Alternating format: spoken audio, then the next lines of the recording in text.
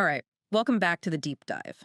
You know, most people assume championships are won under the lights on a Friday night. But Mm. if you look at the successful programs, I mean, the ones that are dominant year after year, the real work is happening long before that. And the silence of the offseason. Exactly. And today, we're taking a look at a stack of blueprints that detail precisely how those top tier high school football programs turn potential into a predictable, repeatable system. That's absolutely right. And this isn't just a collection of inspirational quotes or, a list of basic exercises. What we've analyzed is a complete roadmap for maximizing those vital, unseen months, So, our mission in this deep dive is to really extract the core philosophy behind this whole approach. which is that success is not left to chance. Not at all. No, it's the natural outcome of deliberate, detailed planning that covers every single angle: the physical, mental, technical, and even the cultural.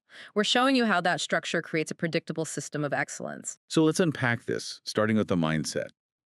The sources immediately draw this really clear line in the sand between a good team and a championship level program. Okay, what's the difference? Well, a good team can get by on talent, win some big games. A championship program, though, relies on systems, on planning, and on accountability to nurture and maximize that talent consistently. So it's built to last, regardless of who graduates. Precisely. That's the difference between one good season and a decade of dominance. Mhm. And the sources insist this approach has to be holistic. You can't just build stronger bodies in the weight room. Right. The off-season blueprint has to integrate physical conditioning, mental toughness training, technical skill work, and even organizational alignment for the coaching staff itself, all at the same time. That sounds like a lot of moving parts for a coach to juggle. It is. And to manage it, the system mandates a really rigid annual cycle. The off-season isn't just one long, shapeless block of training. It has to be broken down into distinct phases, each with specific, measurable goals. Like a roadmap. It's the ultimate roadmap. It prevents coaches from just, relying on gut feelings. It's all data-driven. And the architecture of that roadmap is built on four central pillars. The first one is clear, measurable goal setting. Right. And this isn't just saying we want to get stronger, It's more specific. way more specific. It means setting concrete benchmarks, like a 10% increase in your power clean max or a specific footwork speed in a drill, things you can actually track. Okay, so that's pillar one. What's number two? The second pillar, and this is one that a lot of programs miss, is balance. It means integrating the physical grind with skill work, but also with cognitive growth like film study Hmm? and even the emotional well-being of the players. That's what prevents burnout.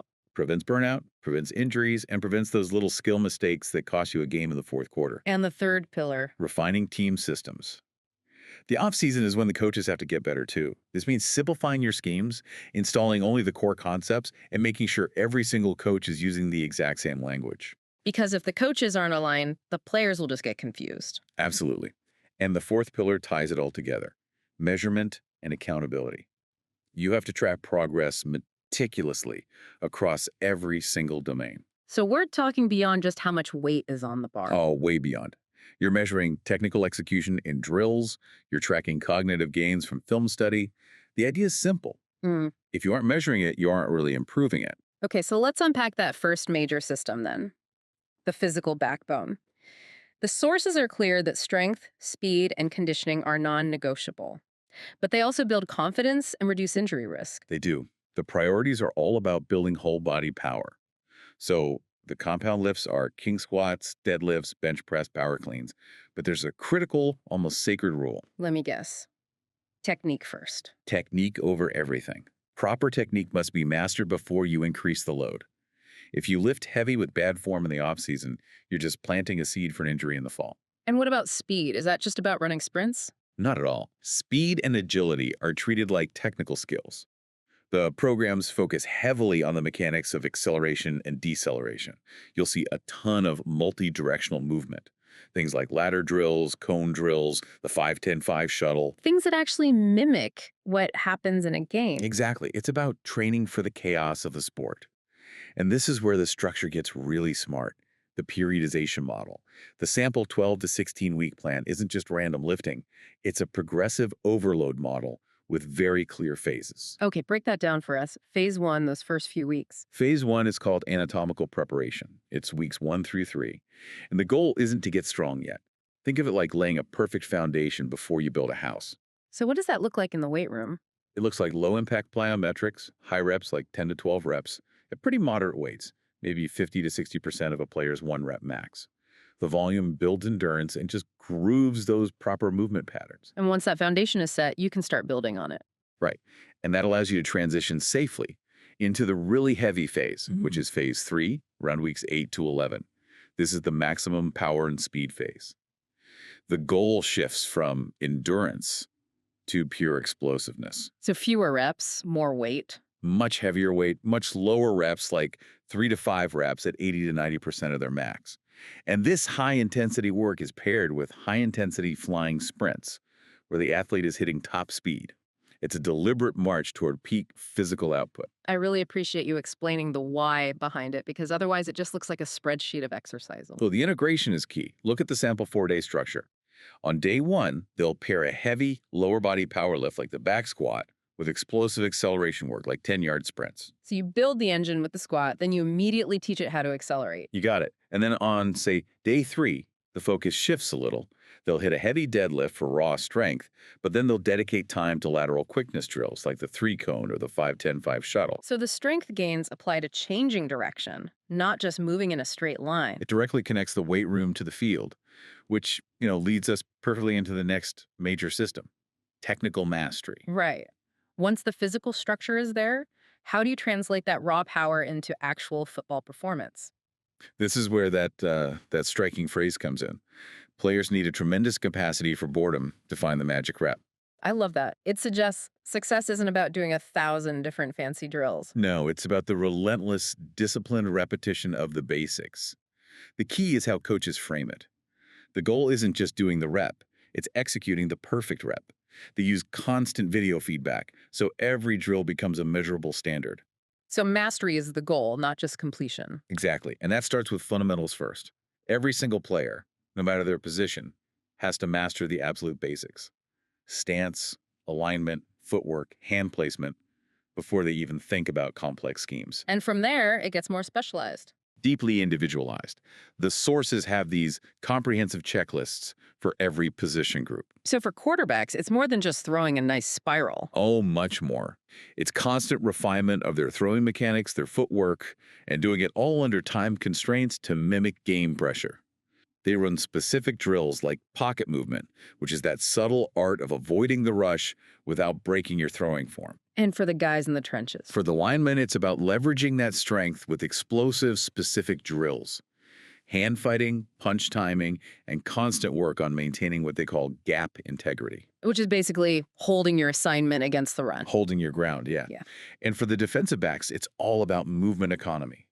Flawless backpedal and brake technique. It's high-speed thinking married to perfect footwork. Okay, so once the technical skills are there, we get to the mental edge. The sources call this the ultimate separator. It is. This is what separates conference champions from state champions.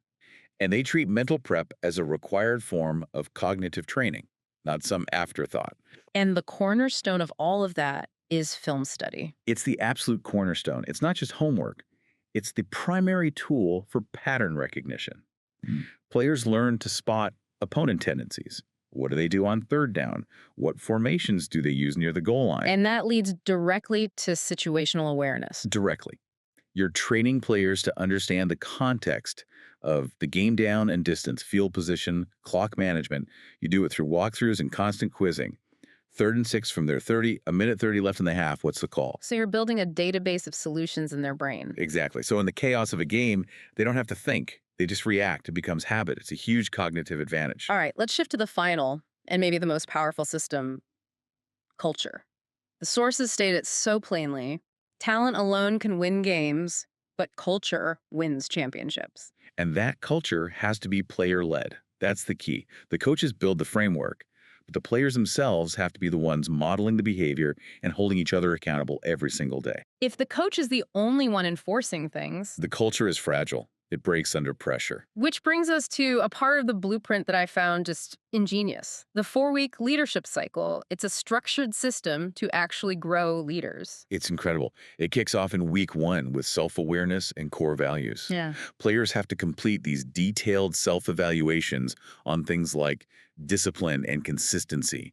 They literally define their own leadership identity. And week 2 is communication and team influence. This is the part that surprised me. They actually track their communication habits. They do. They log every correction they give a teammate, but, and this is crucial, they also have to log every time they offer encouragement or positive reinforcement. Wow. So it's not just about policing each other. No, it's about building each other up.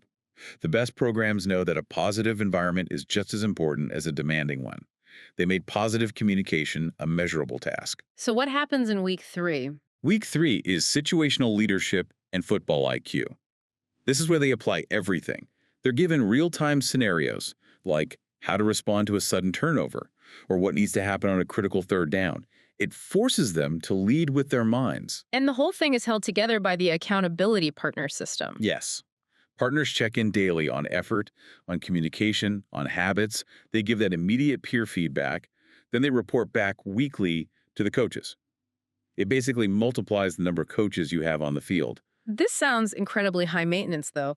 How does a high school staff manage all this tracking and logging without just drowning in paperwork? They absolutely address that. The answer is program management. The staff structure has to be crystal clear. You need defined roles and responsibilities. Who tracks the logs? Who implements the agility drills? That clarity lets coaches focus purely on coaching. So, sustaining excellence really requires documentation. It means having systems that last no matter who graduates. You can't rely on a great senior class. The success has to be built into the system itself so that the program reloads instead of rebuilds. It's about continuous evaluation and adaptation.